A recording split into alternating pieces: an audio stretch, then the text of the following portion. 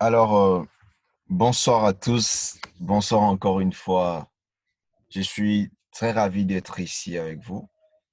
Déjà, je tiens à présenter toutes nos excuses parce que dernièrement, suite à vraiment des problèmes techniques des Zooms, on n'a pas eu à tenir notre session.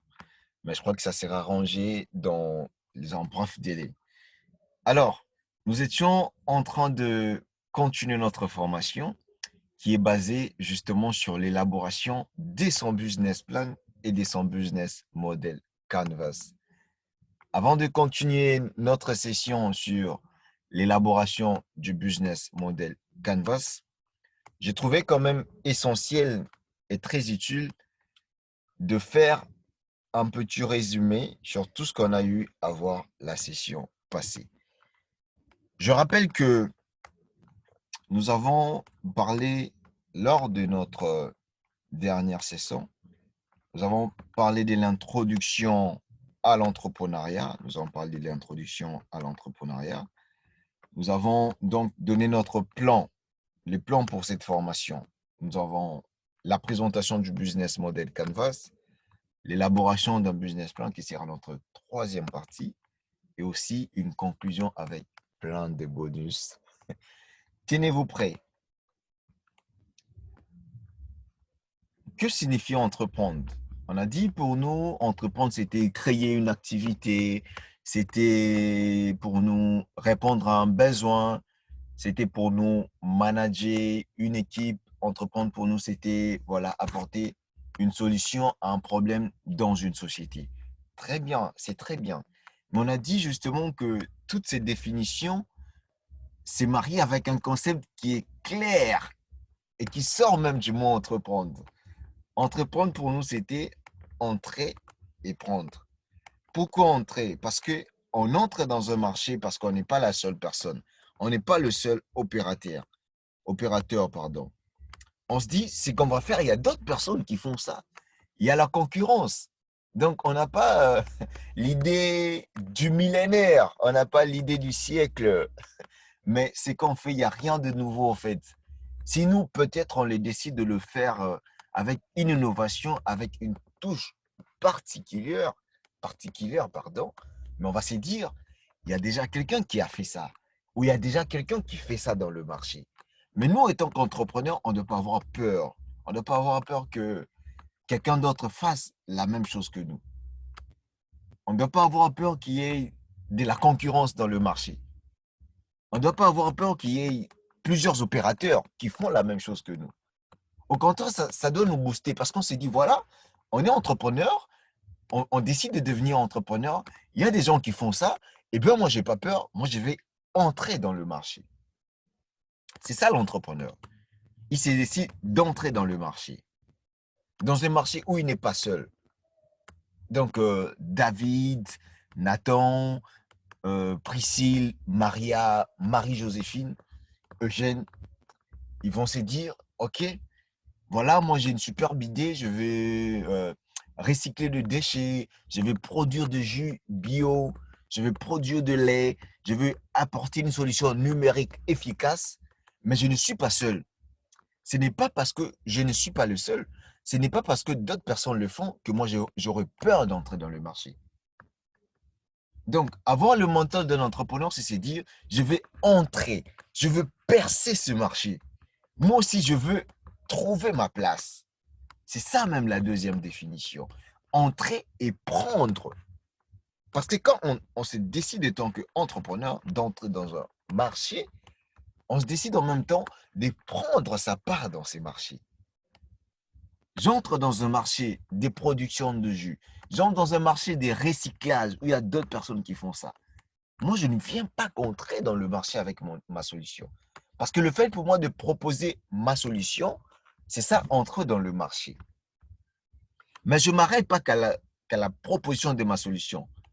Je ne m'arrête pas qu'à la proposition de mon offre. Et quelle est l'autre chose que je vais faire? Je décide de prendre ma part dans ce marché. Et prendre sa part dans le marché, il faut donc développer des compétences parce que ce n'est pas facile. Vous allez entrer dans un marché qui est vaste, où il y a des gens qui font la même chose que vous. Mais comment vous faites pour décider de prendre votre part dans le marché? Comment vous faites pour que vos produits, pour que vos services aient des clients, pour que vous puissiez avoir des consommateurs? Et pour ce faire, vous devez donc décider d'avoir des compétences qui font votre force. On a dit qu'ils doivent avoir des forces pour l'entrepreneur lui-même, étant que personne humaine, et des forces pour l'entreprise, étant que personne morale. OK? Et donc, pour un entrepreneur, il faut être autodiscipliné. C'est décider, quand on s'est dit, je vais me lever chaque matin, je vais lire pendant 30 minutes, je vais étudier mon projet pendant 30 minutes, je vais faire la recherche sur comment perfectionner mon produit pendant 1 heure, et puis je vais aller à la rencontre de mes clients, je vais livrer, après je vais aller au cours parce que je suis encore étudiant, après les cours, je vais aller répondre à un rendez-vous. Vous vous fixez vous-même. Il n'y a personne qui trace ces calendriers pour vous. Il n'y a personne qui les fait pour vous. Et pour que vous arriviez à le respecter, il vous faut être autodiscipliné. Être autodiscipliné, c'est décider de se lever chaque matin, d'accomplir ses objectifs. C'est ça l'autodiscipline. Il faut avoir la foi. Est-ce que ce que je fais, si vous n'y croyez pas, si vous-même vous ne croyez pas à ce que vous faites, comment ça va réussir? Donc, vous devez avoir la foi parce que la foi, ça vous permet justement de continuer à percer malgré les difficultés. La foi, la foi, ça vous dit, à ces moments, tout est sombre, mais j'ai confiance que ça va réussir. Et pour rester dans cette foi, pour demeurer dans cette foi, pour obtenir des résultats, vous devez être persévérant, la persévérance. Il y a un film que j'aime très bien et je vais vous recommander ce film. C'est un film pour entrepreneurs. Peut-être qu'il y a quelqu'un d'entre vous qui l'a déjà suivi. On l'appelle The Founder, les fondateurs. C'est un film qui raconte l'histoire de McDonald's.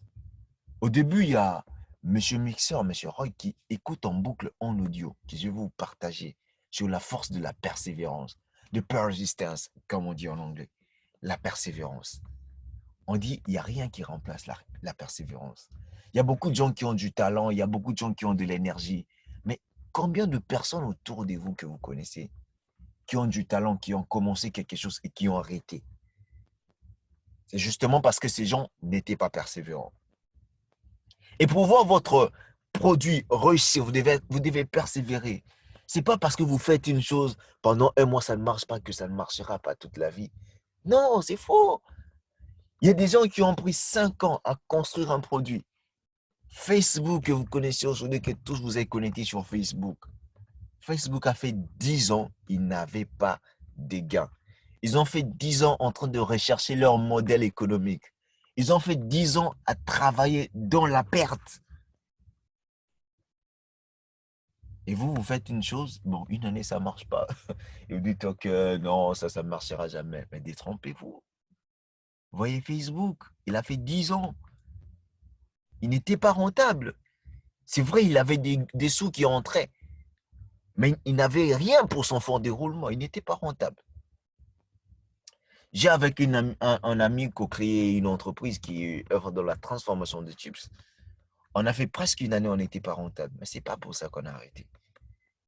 Aujourd'hui, on a des subventions, on a des prêts, on a encore valorisé l'entreprise. Et ça fait qu'il y a quand même une rentabilité. Donc, ce n'est pas parce que vous faites une chose 3 mois que ça ne marche pas, que ça ne marchera jamais. Ça peut vous prendre 3 ans, ça peut prendre 5 ans. Persévérer. C'est une force pour l'entrepreneur. Et pour les forces de l'entreprise, on a vu l'efficacité de l'offre.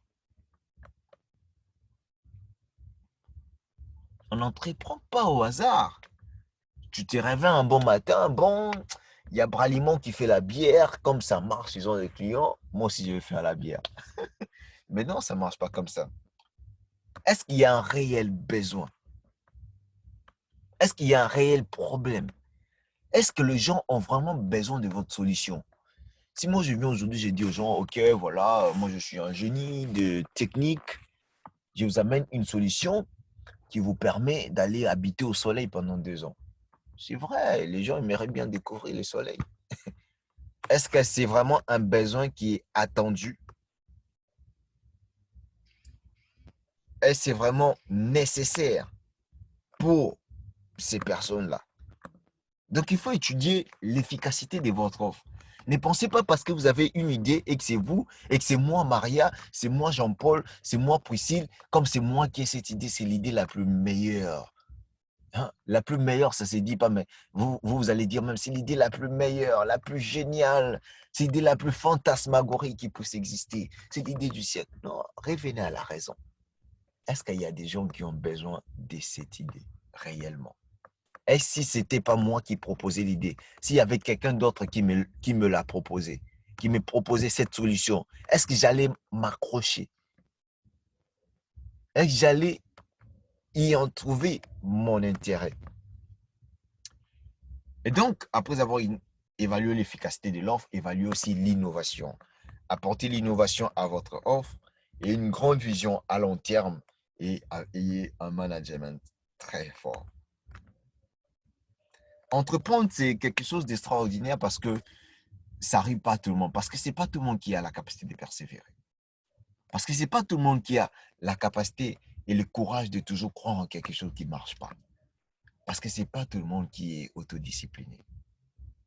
Et être entrepreneur, c'est être quelqu'un d'extraordinaire.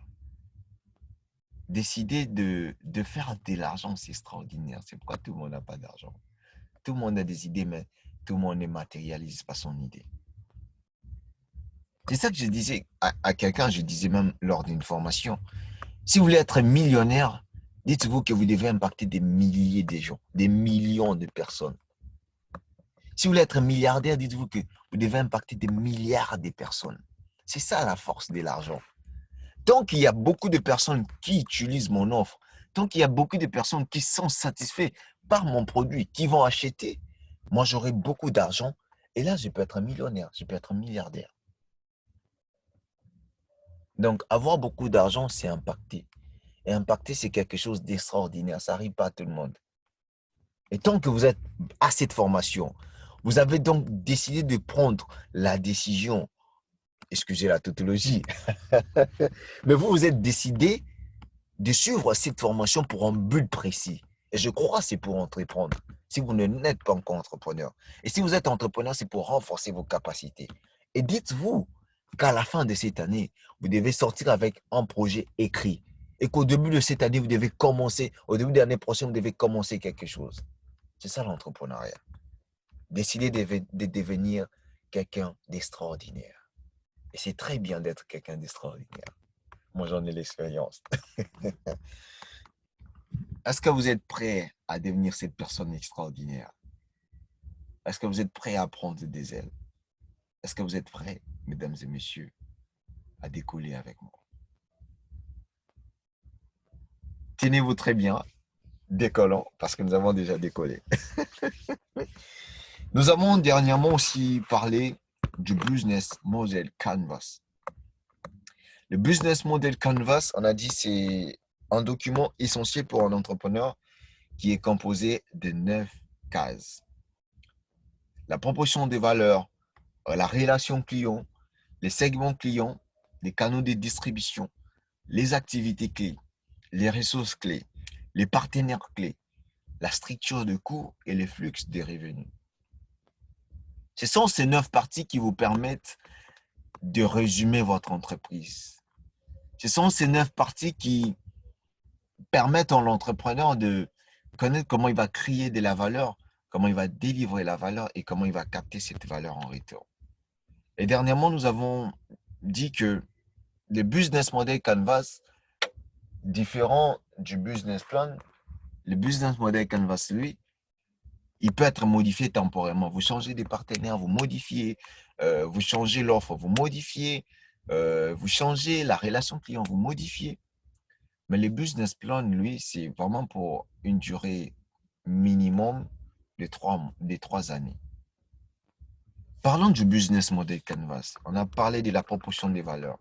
on a dit que la proposition de valeur, c'était euh, une promesse que vous faites à votre client. La proposition de valeur, c'est une innovation. La proposition des valeurs, vous dites, OK, qu'est-ce que mon entreprise est en train de fournir comme offre? OK? Et quelle est ma particularité par rapport à la concurrence? Quelle est la promesse que je suis en train de faire? On a donné l'exemple de la personne qui avait l'entreprise des déchets pour recycler. Il pouvait dire, OK, chaque fois que vous recyclez chez moi, c'est 200 personnes qui vous épargnent de la malaria. Les gens vont dire, bon, moi, je ne vais pas aller chez Oisé, quoi, parce que Oisé, quand lui, il part jeter encore les déchets dans l'eau, ce qui va plus tard être euh, très nuisible pour ma descendance. Moi, je vais aller recycler chez Marie-Joséphine parce que chez elle, quand je recycle, elle fait des œuvres, elle travaille avec des gens, elle est assainie et ça épargne 200 personnes de la maladie. Donc, la proportion des valeurs, c'est surtout les côtés émotionnels parce que les clients n'achètent pas d'abord le produit. Les clients, c'est d'abord l'émotion. Et ça, les femmes ont souvent l'habitude de l'expérimenter. Une femme, elle peut peut-être avoir moins d'argent, mais elle voit un habit, parce que ça lui plaît, elle paye. Peu importe les prix, c'est comme ça. Et les clients, c'est souvent l'émotion. Donc, il faut attirer par l'émotion. Je dis, par exemple, avec mon entreprise de production de vin, Tomela, quand je parle de ma proportion de valeur, j'ai dit, OK, parce que je travaille avec des femmes défavorisées, j'ai dit, très bien. Tomela, c'est la production de vin congolais, OK, de manière à protéger l'environnement et qui permettent le développement des communautés rurales en mettant en œuvre ou en mettant en avant les savoir-faire ancestrales. La personne s'est dit, chaque fois que moi je consomme Tomela, ce sont des dames, les veuves, les filles mères que je suis en train d'aider parce que Tomela engage majoritairement des filles mères et des veuves. Par exemple, le club de Strasbourg en France, la proposition des valeurs, ça peut être une vision, ça peut aussi être une devise. C'est comme on vous dit avec Coca, avec Fanta, give the fun. Donnez l'amusement. Et vous allez voir dans toutes les publicités des Fanta, il y a toujours des gens, des enfants qui se baladent, qui sont un peu drôles.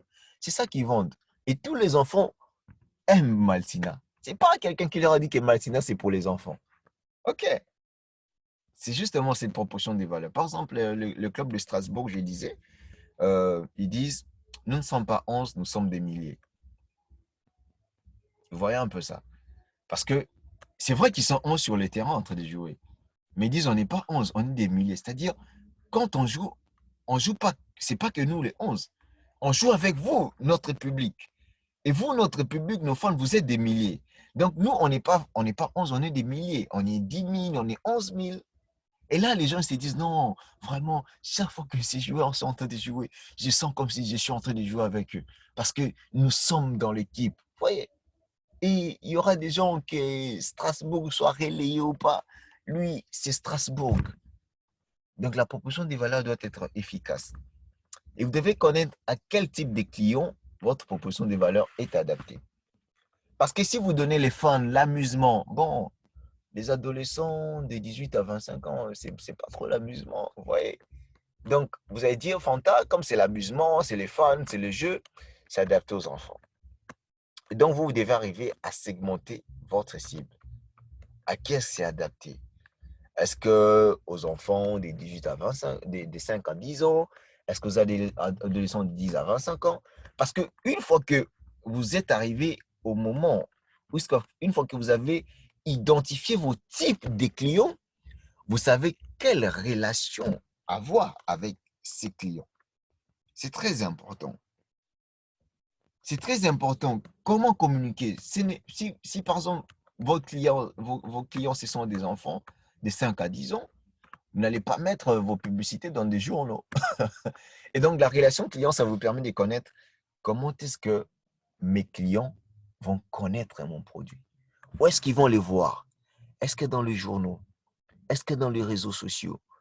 Est-ce que dans les emails marketing? Est-ce qu'à la télé? Est-ce qu'ils vont l'écouter à la radio? Vous voyez? Donc, la relation client, justement, ça vous permet de savoir quelle relation vous devez avoir avec votre client. Vous devez arriver à segmenter votre client pour définir les types de relations à avoir avec chaque segment. En connaissant la relation client, il faut savoir en même temps les canaux de distribution. Maintenant que le client il connaît que j'existe, comment je fais pour lui transmettre des produits? Est-ce que je fais la vente directe? Est-ce que je passe par les grossistes? Vous voyez, vous devez arriver, vous devez arriver à mesure donc d'identifier la relation client. Vous devez arriver à mesure d'identifier aussi les canaux. Comment je fais moi, Monsieur X, comment je fais Madame Y, pour que mes clients puissent recevoir mes produits. Donc, parmi ces canaux, on a cité 3 canaux qui sont les plus utilisés. C'est les B2B, donc c'est en termes anglophones et techniques en entrepreneuriat. On dit les business to business. Donc, vous êtes une entreprise et vous vendez à une entreprise. Par exemple, l'exemple de Bras Congo. OK? Ils font la bière et ils sont une entreprise. Et qu'est-ce qu'ils font? Ils vendent aussi à une entreprise. Au dépôt, ils vendent ça dans des supermarchés, c'est les B2B. Les B2C, c'est les business to customers, business to client, donc on peut dire en français. Vous êtes une entreprise et vous vendez directement aux clients.